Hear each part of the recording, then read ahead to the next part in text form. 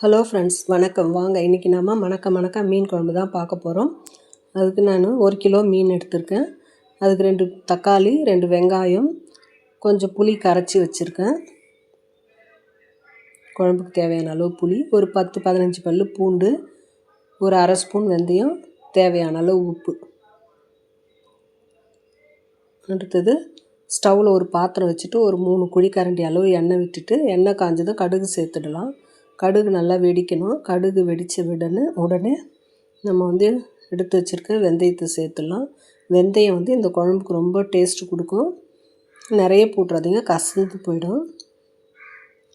ஒரு வெங்காயம், தக்காளி, பூண்டு எல்லாம் சேர்த்து நல்லா மிக்சியில் அரைச்சிக்கலாம்.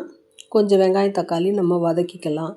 இது மாதிரி நம்ம அரைச்சி பேஸ்ட்டாக சேர்த்தோம்னா குழம்பு திக்னஸ் கொடுக்கும், டேஸ்ட்டு நல்லாயிருக்கும். பாருங்கள், வெங்காயம் நமக்கு வதங்கிட்டு இருக்குது. அதுக்குள்ளேயும் நம்ம இந்த மிளகா பொடி கரைச்சி வச்ச புளி கூடவே சேர்த்துடலாம். கூடவே மஞ்சள் தூள் ஒரு அரை ஸ்பூன் சேர்த்துட்டு நல்லா மிக்ஸ் பண்ணிக்கலாம். இது மாதிரி நீங்கள் இந்த புளி கரைசல்லையே சேர்த்துருங்க, அப்போ தான் நல்லாயிருக்கும். இந்த மாதிரி நீங்கள் ஒரு முறை குழம்பு ட்ரை பண்ணி பாருங்கள். மீன் குழம்பு சூப்பராக இருந்தது. பாருங்கள், இப்போ வெங்காயம் வதங்கிட்டு கூடவே நம்ம தக்காளி சேர்த்துடலாம்.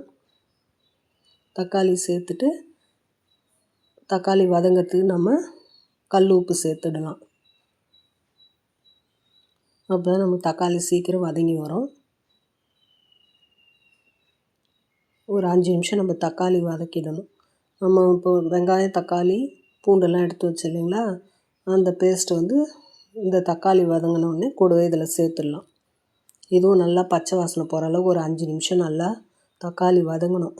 நம்ம இந்த போட்ட தக்காளி பச்சை வாசனை போய் எண்ணெய் மிதந்து வரும். அப்போ தான் நமக்கு தக்காளி பச்சை வாசனை போயிட்டு வெந்து வந்திருக்குன்னு நமக்கு தெரியும்.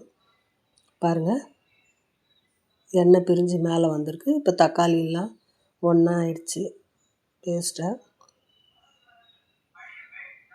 இப்போ இந்த ஸ்டேஜில் நம்ம இந்த கரைச்சி வச்சுருக்கிற புளி மிளகா பொடி கரைசலை இதில் சேர்த்துடலாம். ஒரு முறை மிக்ஸ் பண்ணிவிட்டு சேர்த்துருங்க.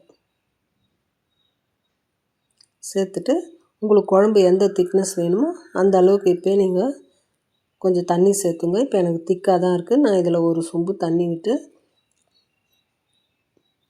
கொதிக்க வைக்கணும். பாருங்கள், கொஞ்சம் திக்காக இருக்குது, அதனால் ஒரு சொம்பு தண்ணி சேர்த்துக்கலாம். தண்ணி சேர்த்துட்டு நல்லா நம்ம குழம்ப கொதிக்க விடுங்க. பாருங்கள், இந்த மாதிரி கொதிக்கணும். குழம்பு ஒரு 10லேருந்து 20 நிமிஷம் கொதிக்கணும். அப்போ தான் அந்த புளியோட பச்சை வாசனை, மிளகா பொடியோட வாசனை எல்லாம் போயிட்டு நம்ம குழம்பு சூப்பராக இருக்கும். இந்த குழம்பு ரைஸு, சாதம், இட்லி, தோசை எல்லாத்துக்குமே நல்லாயிருக்கும். மீன் குழம்பு காலையில் வச்சுட்டு நைட்டு சாப்பிட்ணுன்னு சொல்லுவாங்க. பாருங்கள், நம்ம விட்ட எண்ணெய் மிதங்கிட்டு மேலே வருது. இப்போ நமக்கு குழம்பு ரெடி ஆயிடுச்சு.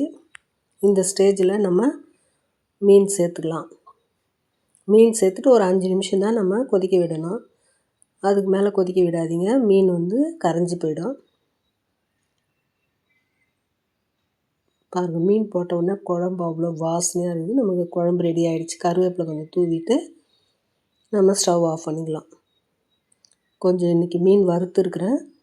சுட சுட சாதம், மீன் வறுவல், அடுத்தது மீன் குழம்பு. இந்த ஜிலேபி மீன் குழம்பு அவ்வளோ டேஸ்ட்டாக இருக்கும். பாருங்கள், சுட சுட சாதத்தில் மீன் குழம்பு ஊற்றி சாப்பிட்லாம். வீடியோ பிடிச்சிருந்தால் லைக் பண்ணுங்கள், ஷேர் பண்ணுங்கள், கமெண்ட்ஸ் பண்ணுங்கள். பாய்.